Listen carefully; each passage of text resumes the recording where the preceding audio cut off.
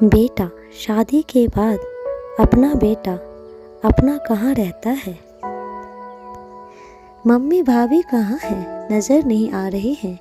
मैं तो सोचा था आज आप दोनों से मुलाकात हो जाएगी, इसीलिए अभी चली आई। रंजना अपनी माँ कांता जी से बोली।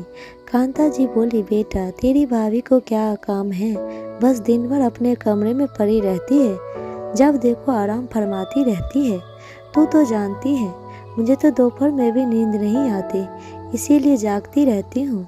अच्छा हुआ तू आ गई, वरना मुझसे बात करने वाला कौन है यहाँ।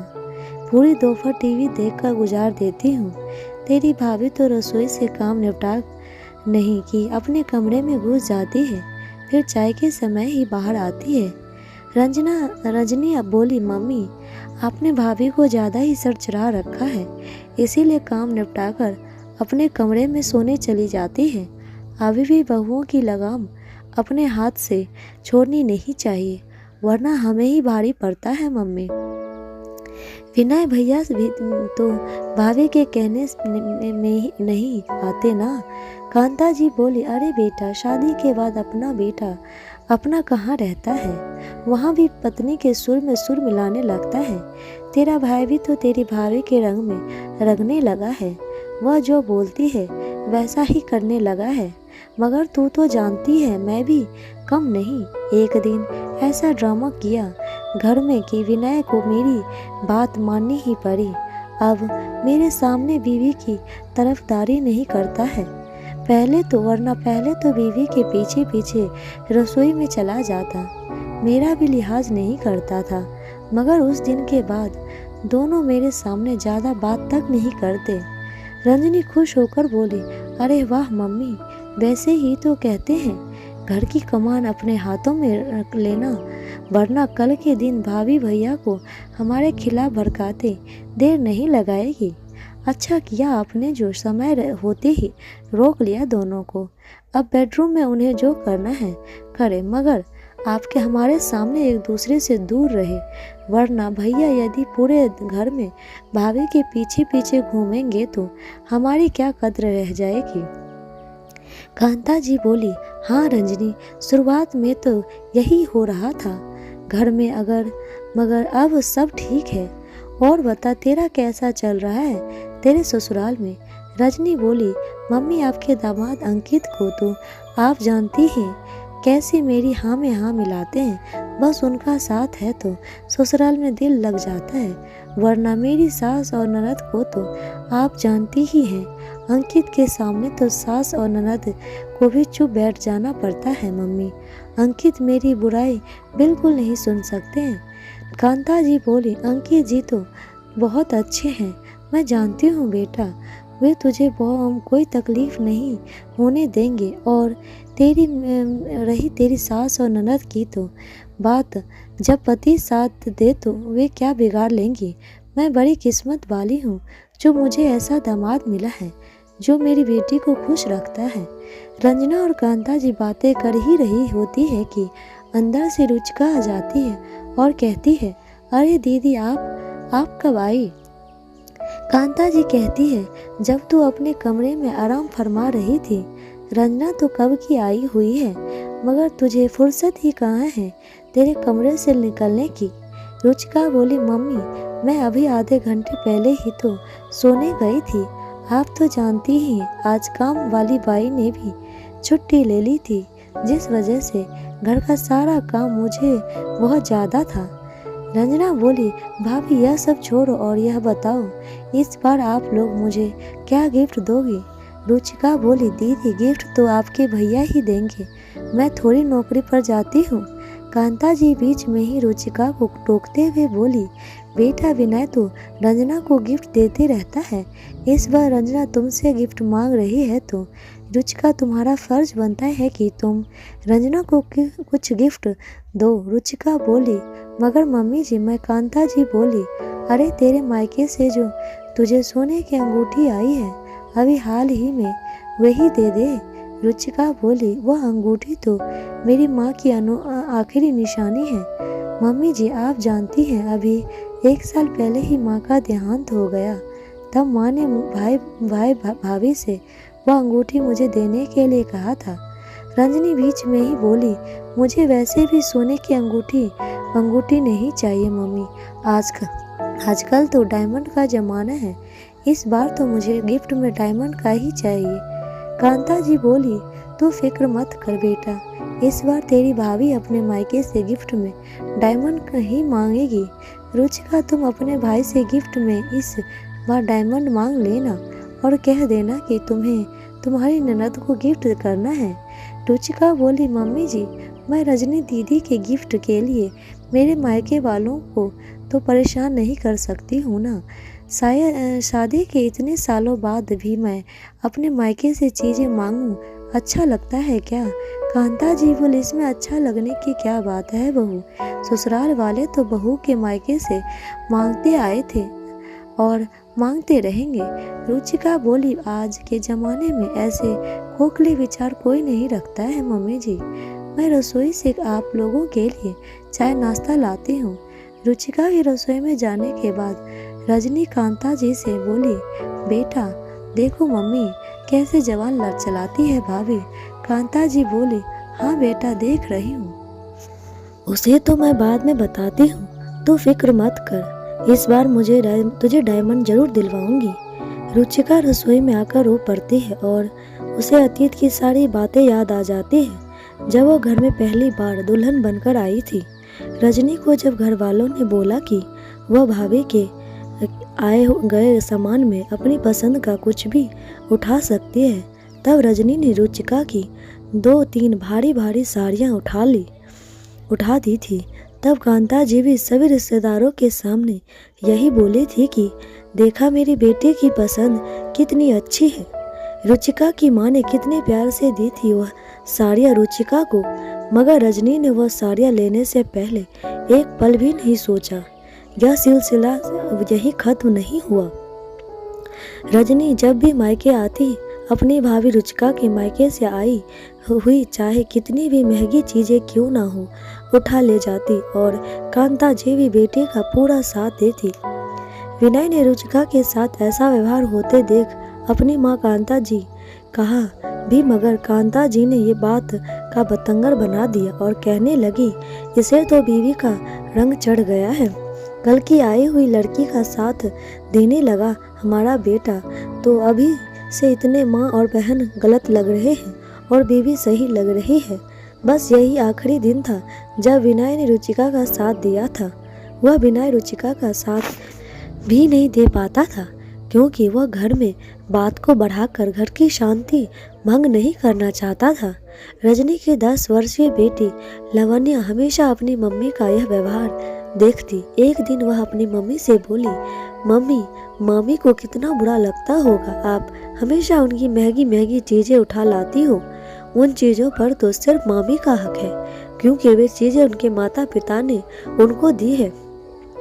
रजनी बोली, बेटा मैं इस घर की बेटी हूँ और घर की बहू की चीज़ों पर बेटा का हक पहला होता है, इसलिए मैं जो चाहूँ अपने मायके से ला सकती हूँ। मायके में बेटी का स्थान बहू के स्थान से ज़्यादा महत्वपूर्ण होता है। रुचिका यह सब सुनकर स्तंभ रह गई थी। रुचिका शादी से पहले नौकरी करती थी, मगर शादी के बाद कांता जी बीमार रहने लगी, जिस वजह से उसे नौकरी छोड़नी पड़ी। पूरा दिन घर के काम करने के बाद रुचिका दोपहर में आराम करने जाती थी, वह भी कांता जी को आखरता था। पूरा दिन खड़े रह रहकर रुचिका के पांव रात तक सूज जाते, मगर कांता जी को कभी रुचिका का दर्द नहीं दिखाई देता था। पूरा समय घर के काम करने के बाद भी कांता जी बेटी रजनी से बहु रुचिका बुराई ही करती रहती और साथ ही बराबर आग में घी डालने का काम करती। कांता जी का श्रेय पाकर रजनी भी भाभी रुचिका की इज्जत नहीं करती थी। हाँ, बस गिफ्ट बराबर मांगने आ जाती। अरे अभी तक चाय नाश्ता नहीं बनाया नहीं, कांता जी चिल्लाई। कांता जी की आवाज़ में रुचिका वर्तमान में लौटी और रुचिका ने जल्दी जल्दी चाय कप में भरी और नाश्ता प्लेट में निकाल कर बाहर ले आई। कांता जी बोली, रजनी मैं नहीं कहती थी, हर काम आराम समय लग गया इसे, ये करती है बस देख, चाय नाश्ता बनाने में ही कितना। रजनी ने चाय नाश्ता किया और ससुराल के लिए रवाना होने लगी। फिर जाते समय बोली, भाभी इस बार डायमंड याद रखिएगा। रुचिका कुछ बोली नहीं, क्योंकि अपने भाई भाभी से ननद के लिए उपहार मांगना उसे सही नहीं लग रहा था। 2 दिन बाद कांता जी का बर्थडे था, जिसमें रजनी भी मायके आई थी। रजनी को आज उदास देखकर कांता जी बोली, क्या हुआ बेटा, आज तेरा चेहरा क्यों उतरा हुआ है? रजनी बोली, क्या बताऊं मम्मी, मेरी सास ने मेरा जीना हराम कर रखा है। 6 दिन बाद मेरी ननद का बर्थडे आने वाला है।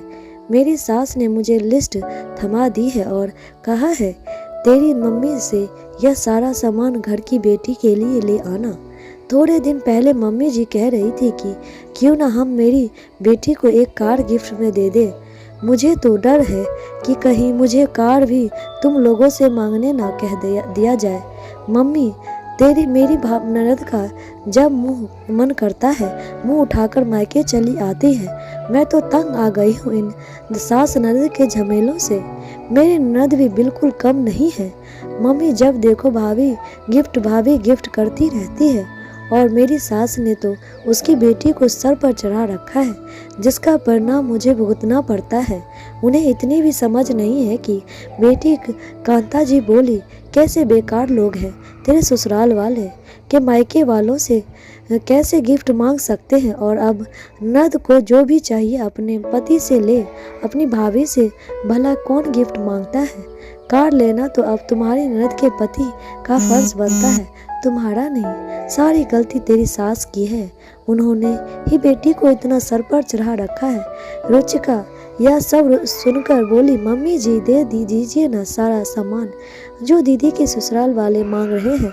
कांता जी बोली, बहू यह क्या कह रही हो तुम, दिमाग खराब तो नहीं हो गया है तुम्हारा?